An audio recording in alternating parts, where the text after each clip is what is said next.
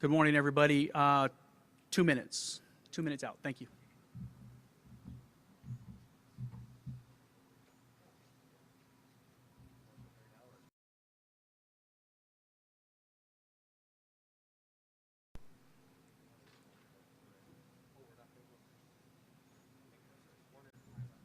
Correct.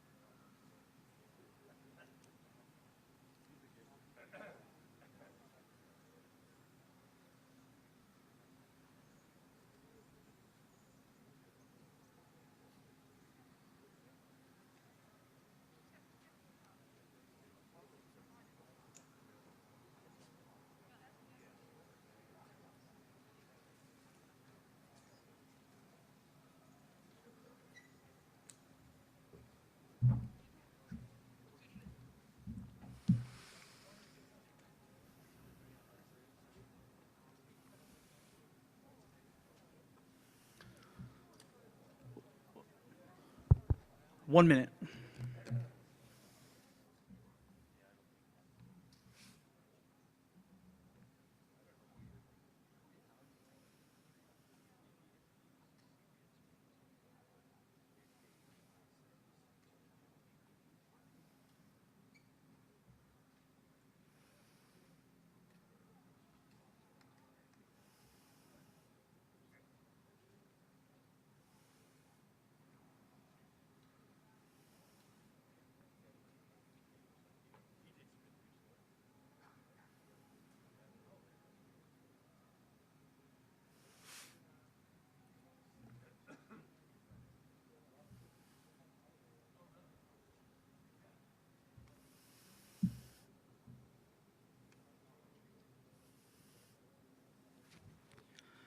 Good morning, everybody, and thank you for joining us for our first operational briefing for the Valley Fire. It is now 11:30. Before we begin, I would like to remind everybody to please turn off your cell phones and keep any conversations off to the side. In the interest of keeping this briefing flowing, we'll go ahead and hold questions until the last speaker has spoken, at which point we will be able to take some questions. Our first speaker is going to be Operations Section Chief Mike Milkovich. Good afternoon. Fire progression is part of the history. We started out here to the west. The last 2 days we've had significant growth of over 5,000 acres a day with moderate winds on the fire. Our tactics and strategies have really been to confine this fire, to build hand lines, dozer lines in the vulnerable areas and where the structures and infrastructure are. We've been successful doing those operations. Those will continue today. Our assets at risk, of course, being the homes around the fire, the infrastructure with the high power lines, and minimizing the potential growth of the fire as wind events or the predicted wind event comes in tonight. A lot of effort happening out there, both with aircraft, dozers, phenomenal job by our hand crews working. Again, it is our goal right now is to minimize the potential fire front that could move out with the wind event. I'd like to introduce San Diego Sheriff Bill Gore.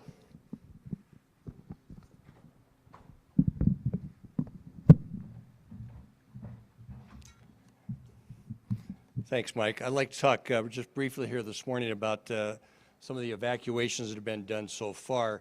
We've evacuated about 1,420 individuals so far in this Valley Fire event. We have temporary relocation sites at the Steel Canyon High School in Spring Valley and the Gene McQueen Middle School in Alpine. It's critical now more than ever to get your cell phones, your emails registered with Alert San Diego so you can get these emergency evacuation notices. You can register your cell phone by going to readysandiego.org. They'll get you text messages, cell phone calls. You'll get email notification when evacuations are necessary. But remember, you don't have to wait to be told to evacuate. You're the best judge. If you feel you're in danger, take up your personal goods, your family members, and let's not forget our pets, and evacuate. You should know once you've been evacuated from a certain area, you won't be allowed to return to that area. And law enforcement will be there, both sheriff's deputies and the California Highway Patrol, protecting your property while you've been evacuated. Again, it's so critical now that you prepare those emergency kits. If you haven't already evacuated, be putting together a 3-day supply of water, some non-perishable food, your medicines, and don't forget, I say, like the pets, to get those pets taken care of. Speaking of your dogs, your cats, let's talk about your big livestock, your horses. Now's the time. Don't wait till the last minute to try to get, if you have horses or cattle or any livestock, to get them evacuated. If we wait to the last minute, it ends up happening, your big rigs end up clogging some of these back roads, making it impossible for the emergency vehicles to get into where they have to go to fight the fire. So we appreciate your cooperation in thinking ahead, planning ahead, getting your family ready, getting your livestock, your pets ready, and getting them out of the area if you can. Also, it's important to remember not to have any drones. It's very tempting to want to see what's going on with the fire, either by driving into the area and taking your own videos or having drones up there. Just remember, if you have a private drone or a hobbyist up there with a drone, that prevents the other aerial firefighting resources from flying, and so you become a real part of the problem. Keep the drones out of the area, and unless you're living in that area, keep yourselves out of there and keep those roads clear for the emergency vehicles. Now it's my pleasure to introduce the Unified Incident Commander, California Team 15, Chief Mike Clemmo.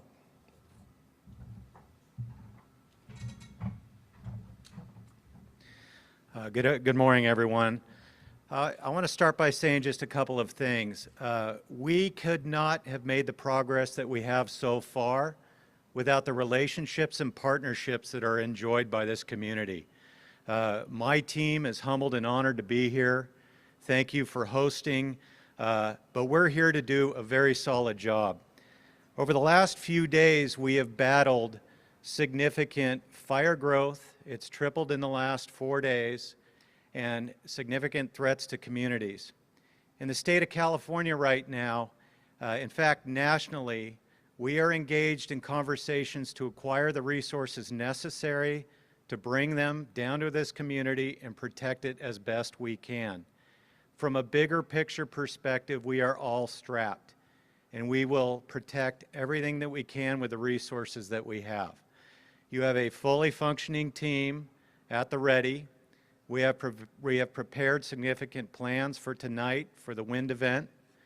Despite what you see outside right now, we understand that we have fire weather headed this way tonight and are prepared to do so. It is our intent to take care of you, your family, the structures that you've built, your home, as best that we can. To speak to that a little bit further and with some more detail, I'd like to introduce Deputy Chief Jason Malinrich to come up and talk about some specifics about what we're doing for you tonight. Thank you. Jason.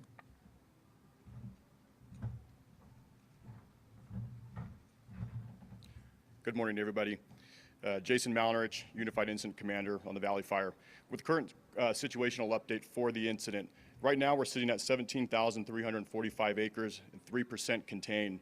Operational priorities currently are the preservation of life, property, critical infrastructure, and natural values at risk. We currently have 593 personnel assigned to the Valley incident. And as previously mentioned, with the red flag conditions expected for the county, we expect those winds to impact our fire around 2000 hours, 8 o'clock this evening. With that, we've been focusing our priority along the western flanks of the fire and mitigate that to reach our inhabited, unincorporated communities of San Diego. We'd also like to thank and recognize an agreement we have with the U.S. Navy. We were able to activate the Naval Third Fleet, and we have several of their helicopters on site right now working to protect the communities at risk. Additionally, for more information and to help better prepare for the effects of fire, please visit readyforwildfire.org. And I'm going to turn it over to Cleveland National Forest Supervisor Scott Tangenberg.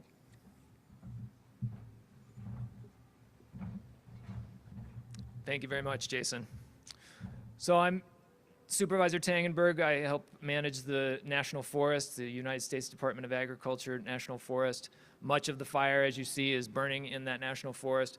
But really what I'm here to talk about is that combined effort that we're engaged in with all jurisdictions to help combat this fire and to help do everything we can to protect life and property.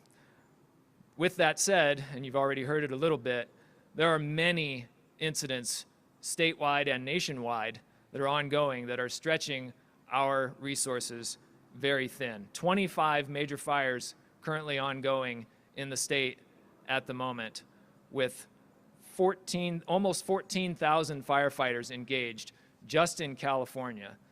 That's a staggering number and includes not just people from CAL FIRE, the U.S. Forest Service, but it also includes international assistance and assistance from our military.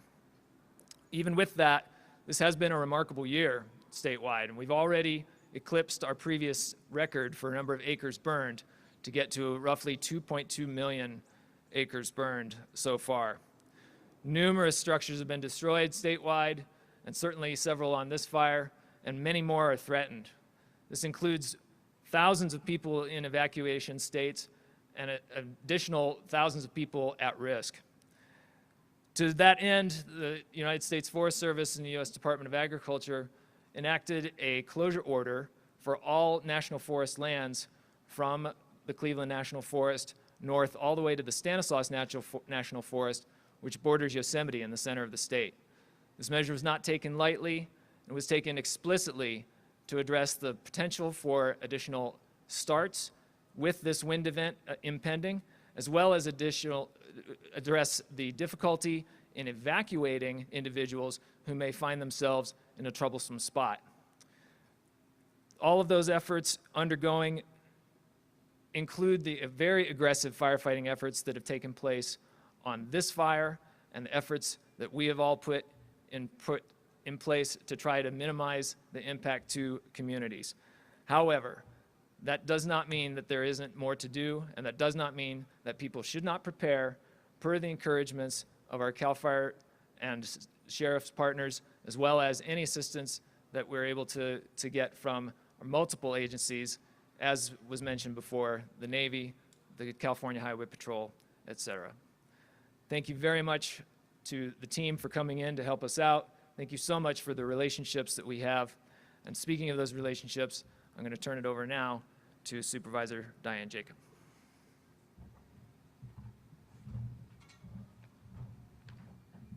Thank you very much. We've been here before, and I just hope and pray that we don't see something like we saw in 1970, in 2003, and in 2007. But it's clear the potential is out there for a very dangerous situation. The good news is we made it through Labor Day, and that was a tough few days. And we've had some tough losses. Unfortunately, some folks have lost their home. My heart goes out to all of those and those that have been evacuated. I have seen this devastation firsthand. I've driven it. The flames, I've seen the gray, scorched earth with the rocks peeking through. Many families parking along the roadsides, whether it's been Haptol Valley, Lyons Valley Road, not able to get back into their homes, a bit of frustration there. The many fire trucks staging at homes, protecting those lives. Those that had the dispensable space were saved. And then the many, many firefighters that were bravely fighting this fire in record excessive heat like we've never seen before. 115 degrees and over. I mean, it's incredible. That is unprecedented. I saw a lot of aerial support too, from the helicopters to the DC-10 to the 747 to the C-130, an incredible, incredible aerial and ground support. And that coordination, the coordination of this county is second to none. And we had the boots on the ground, we had the aerial attack, and as I said, all of that was second to none. And it's that 1-2 punch that knocks out the fire. It's a tough one. Again, my heart goes out to all those that have been affected, however you've been affected, especially those who have lost their homes. But let's remember, and sometimes we forget, even though 11 homes have been lost at this point and some structures, let's never forget all of the lives and all of the homes that have been saved by what has been going on out there. And that's because of the first responders. We've had the deputy sheriffs, we've had the firefighters, the ones that have been out there bulldozing the line in very dangerous and tough topography, really tough terrain. And those hand crews that are out there on the ground. Absolutely incredible, incredible, and a thanks from me goes out to all of you. And then all those that are taking care of those that are evacuating and need some care and some hand-holding. It's tough mentally, it's tough emotionally on those. Unfortunately, as you've heard, it may get worse before it gets better. And the forecasters are saying we could see a return of the Santa Ana winds as soon as this evening. The winds could reach as high, as I understand, 40 to 50 miles an hour, putting even more folks in harm's way, and those Santa Anas would push the fire from the east to the west, as we know. So, if you're in any danger out there, any of you folks, don't wait for an evacuation order. You should have your prep kit, everything in gear, ready to leave. The Santa Ana winds move a fire very, very fast, as we have seen here in San Diego, and they're expected to hit the hardest in the middle of the night. That's not the time to make an evacuation plan or to get your evacuation kit prepared. It's now is the time to do that if you have not done it yet. Keep your phone on. If you get an evacuation order, be ready to go immediately, and make sure you have downloaded the SD emergency app on your phone and you're signed up for the reverse 911 notifications at readysandiego.org. We want no loss of life. That's #1 priority. And it's critical for people living in the evacuation warning areas to leave early or have a plan for a quick escape. Law enforcement, emergency management will use every available public alert and warning platform to tell people when it's time to leave. But those are technology-based, and unfortunately, no technology is infallible. Just remember that. They're doing their best. People may be concerned about leaving home. I've heard that, I've seen that. But what does a fire shelter look like during a pandemic? Well, our Office of Emergency Services has been working on protocols for sheltering with the American Red Cross for months to address exactly this issue. We have a plan which includes hotel rooms, congregate shelters when needed, so please know that precautions will be taken to protect a person's health and safety at the evacuation centers and the hotels or wherever they may be placed safely. The plan includes, as I mentioned, hotel rooms, congregate shelters when needed. My last word would be to all, be careful, be safe, be prepared.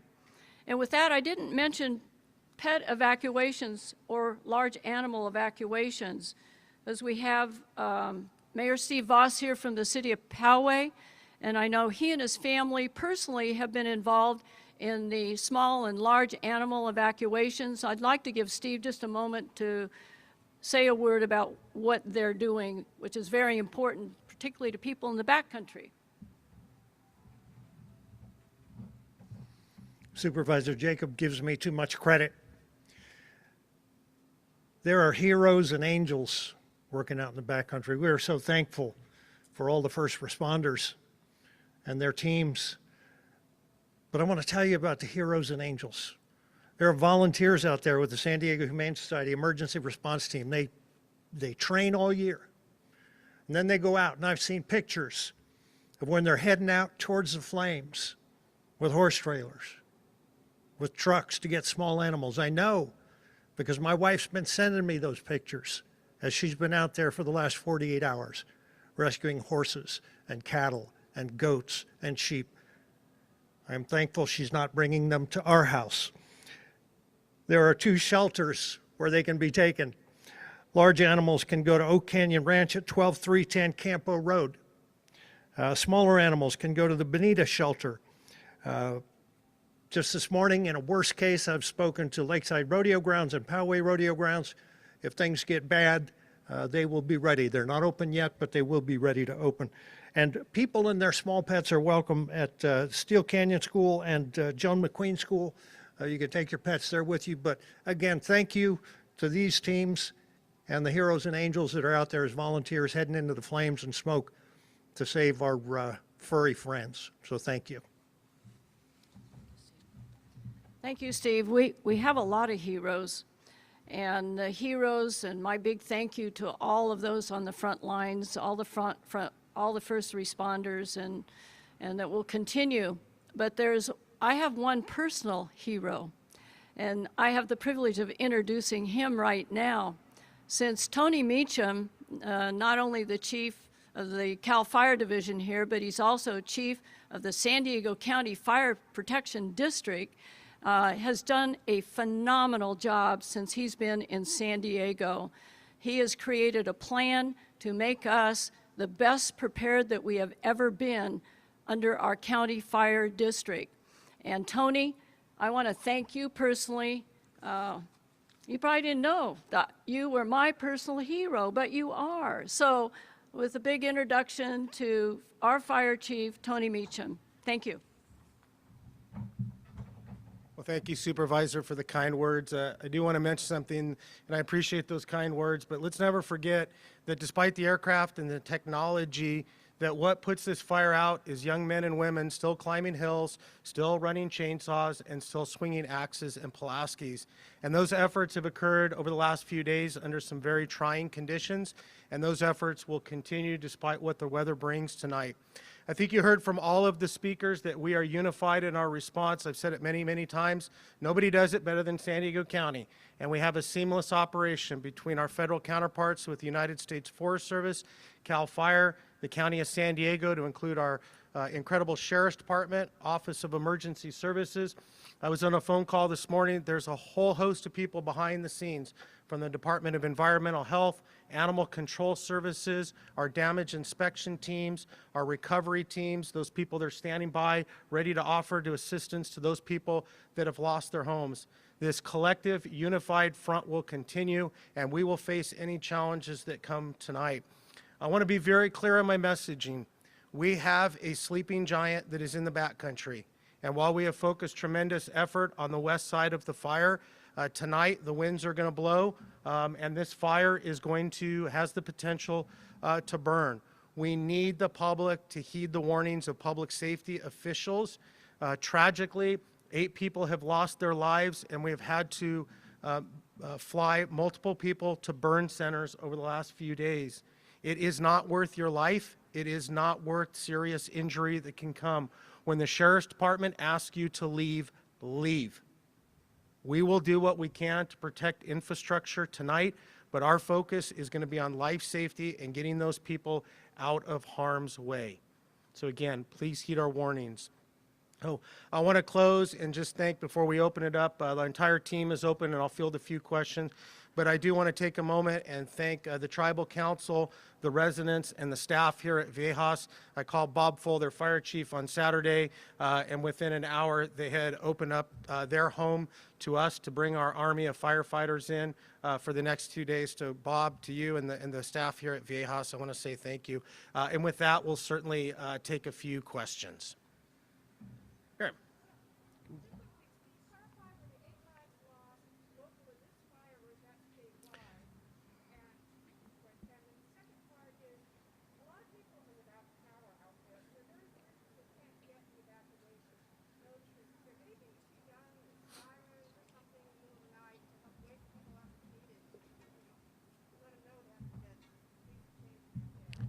Yeah, so the first question was where the lives been lost. The 8 lives are a statewide count through this recent fire siege, which has lasted, approximately the last 30 days.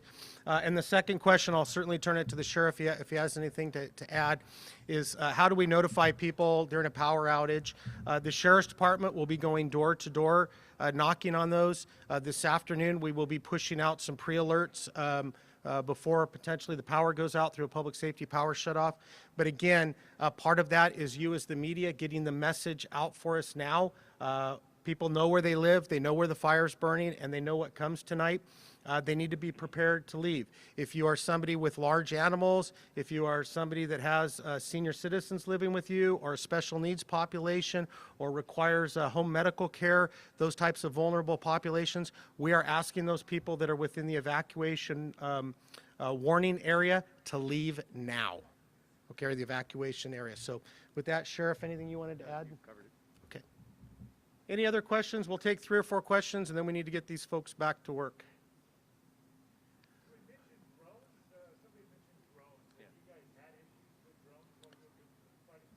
Not on this fire, but in San Diego County, we've had issues with drones flying, and it is really a statewide issue.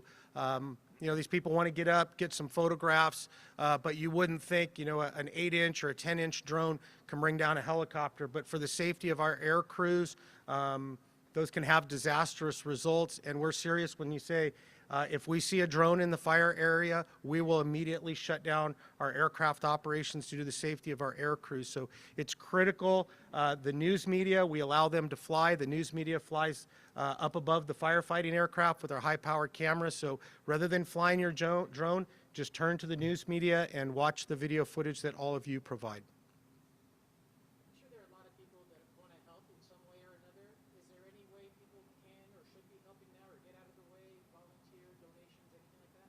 Yep, so the County Office of Emergency Services this morning through the San Diego Foundation has set up the Valley Fire Recovery Fund. So I would direct you to the county's Alert San Diego website, and our County Office of Emergency Services will post that. We do want to caution that for those people that want to donate, we ask that you donate to a reputable and recognized nonprofit organization, and that we be very cognizant of scam artists and those types of things. So please go to Alert San Diego, and there's more information there. Okay, with that, we'll be available to the side, but we need to get these folks back to work, and thank you all for being here.